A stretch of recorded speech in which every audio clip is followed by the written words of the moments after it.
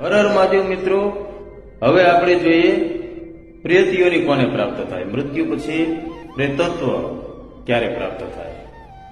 બધું જ કર્મોને આધીન છે.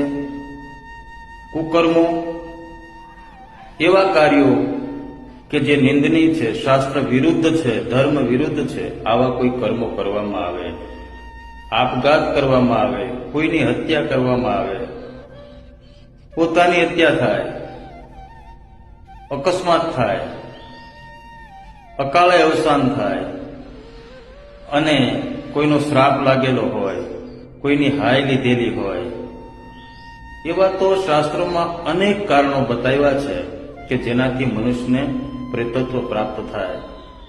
મૃત્યુ પછી મૃતાત્માની વિધિ વિધાન ક્રિયાઓ યોગ્ય રીતે કરવામાં ન આવે, એમના અગ્નિ સંસ્કાર કે અંત્યેષ્ટિ યોગ્ય રીતે કરવામાં ન આવી હોય તો પણ એને પ્રેતત્વ પ્રાપ્ત થાય છે. અને એની ઈચ્છાઓ પ્રબળ બને છે. એની અધૂરી ઈચ્છાઓ એવી રહી ગઈ હોય, પ્રેતાત્માની એવી આકાંક્ષાઓ રહી ગઈ હોય, પોતાનો સ્વાર્થ હોય, અતિ ક્રોધી હોય, આ બધા લોકોને પ્રેતત્વ પ્રાપ્ત થાય છે. એમની આગળ ગતિ થઈ શકતી નથી અને એ પિતૃલોકમાં જઈ શકતા નથી, એટલે એને પ્રેતત્વ પ્રાપ્ત થાય છે. એનાથી પરિવારને, એને લગતા પરિવારને પીડાઓ ઉત્પન્ન થાય છે. હર હર મહાદેવ.